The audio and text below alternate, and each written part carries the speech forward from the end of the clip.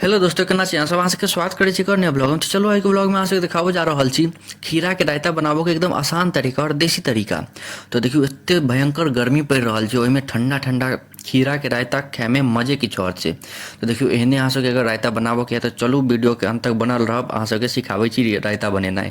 तो देखियो सबसे पहिले एगो बड़का खीरा लऽ लेब और ओकरा ई जे घसना होइ छै ओहिमे घसि लेब। घसना बाजारमे मिल जायत, खरीद सकै छी, छोटको घसना अबै छै। तो ओहिमे एगो हम एकेगो खीराके एखन बना कऽ अहाँ सबके देखाबै छी। अहाँसब जे आदमी है ओहि हिसाबसँ खीरा लऽ लेब आओर बना लेब। तऽ देखियौ सबसँ पहिले एगो खीरा लऽ लेब, ओकरा बढ़िआँसँ सोहि लेब, धो लेब, पहिले धो कऽ फेर सोहि लेब बढ़िआँसँ। ओहिके बाद ओकरा बढ़िआँसँ घसि देबै। देखियौ अहाँ सबके देखाबै छी। देखियो तुरते घसा गेलै, एहिमे ज़्यादा टाइमो नहीं लगै छै। एको रत्ती में तेल के हम उपयोग नहीं करबै, एकदम हेल्दी छै, एकदम मस्त लागत खायमे। आ एको रत्ती गड़बड़ नहीं छै खाय लेल, मतलब एको रत्ती मसालावला नहीं छै, एकदम फायदेमंद शरीरके लेल छै ई। तऽ देखियौ कते गर्दा अपन अथी भऽ गेलैए, की कहै छै, छिला गेलै, एकदम बढ़िआँसँ घसा गेलै, कद्दूकस जकरा अहाँसब कहै छियै, एकदम बढ़िआँसँ घसा गेलै कतेक सुन्दरसँ। देख रहल छियै एकदम बढ़िआँसँ। बस एकेगो खीराके छै, एकेगो खीरामे बहुते भऽ जेतै। तखन अहाँ सबके हम देखाबै छी एगो खीराके बना कऽ। तऽ अहाँसब जे आदमी है ओहि हिसाबसँ अपन ओ मात्रामे अहाँसब अपन बना लेब।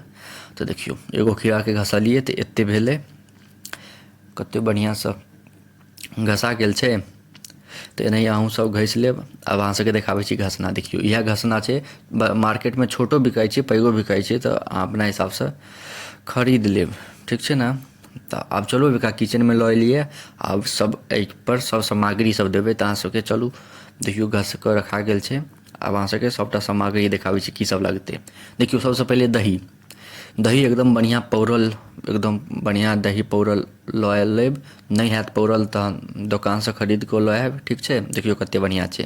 ओहिके बाद दोकानसँ जलजीरा लऽ आयब। ई जलजीराके बिना अथी नहीं नीक लागत, रायता नहीं नीक लागत। ई मेन चीज छै रायताके लेल। तऽ ई जलजीरा लऽ लेब, 1 रुपैआमे तऽ दै छै, ठीक छै। ओहिके बाद ओ खीराके जे कद्दूकस केने रहिए, घसने रहिए, ओहिमे दही दऽ देबै, ठीक।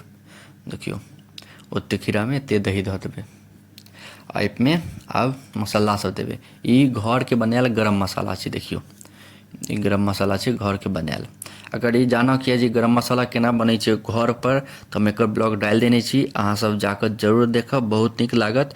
सर्च कऽ लेबै ने तऽ आबि जायत, या कनिक ऊपर नीचाँ करबै ने तऽ आबि जायत वीडियो, ठीक छै ने। बहुत पहिले बनेने रहिए। तऽ आब एहिमे मिर्ची पाउडर डालि देबै, ठीक छै। मिर्ची पाउडर डाललाके बाद एहिमे काला नमक डालि देबै, ठीक छै। काला नमक डाललाके बाद आब एहिमे जलजीरा डालि देबै, एगो पैकेट। 2 गन्ने रहिए, 2 रुपैआमे देने रहिए, तऽ एगो पैकेट डालि देबै। 2 गो नहीं डालबै, एगो डालबै काफ़ी छै, ठीक छै। ई डाललाके बाद फेर बढ़िआँसँ मिला लेब, ठीक छै ने। आब देखियौ कतेक मस्त एकर स्वाद भऽ गेलैए, एक नम्बर लागि रहल छै देखऽमे।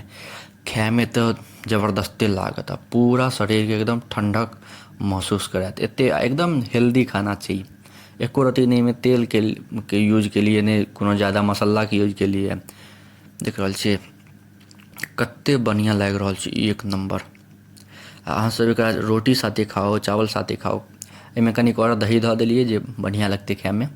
तऽ देखलिए एगो खीराके घसलिए तऽ एतेक भेलै। तऽ ओहि हिसाबसँ अहाँसब देख लेब अहाँ सबके कए आदमी छै घरमे, ओहि हिसाबसँ खीराके अपन घसि कऽ ओतेक बना सकै छी। तऽ देखलिए झटपटमे कतेक जल्दी कतेक आसान तरीकासँ बनि कऽ रेडी भऽ गेलै। एको रत्ती नहीं तेलके यूज पड़लै, नहीं कोनो मसालाके, नहीं गैसपर चढ़ाबऽ पड़लै, नॉर्मलमे बनि गेलै।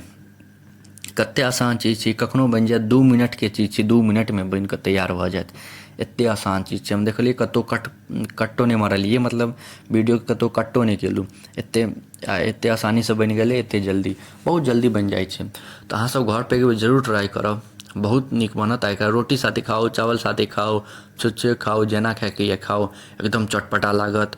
गर्मीमे एकदम ठण्डा महसूस करायत आ एकदम हेल्दी छै, कोनो हानिकारक नहीं छै शरीरके लेल, बहुत नीक लागत। तऽ अहाँसब घरपर एक बेर जरूर ट्राइ करब आओर बतायब कमेंटमे जे केहन लागल अहाँ सबके। हमरा तऽ मुँहमे पानि आबि रहल यऽ। आब हम वीडियो बन्द करै छी आओर जाइ छी खाय लेल। देखियौ कतेक मस्त बनल छै। अहाँसब एक बेर जरूर ट्राइ करब घरपर और बतायब केहन बनल, ठीक छै ने। तो अहाँ सबके एते देर तक देखो के लिए धन्यवाद। नीक लागे तो लाइक कमेंट शेयर सब्सक्राइब जरूर करब। मिलै छी अहाँ सबसँ अगला नेक्स्ट ब्लॉग में। और अहाँ सब एनाही सपोर्ट करैत रहू। हम रोज के रोज मिथिला से जुड़ल ब्लॉग हम डालैत रहब और हम रोज के रोज ब्लॉग अपलोड होइत रहत 10:01 पर।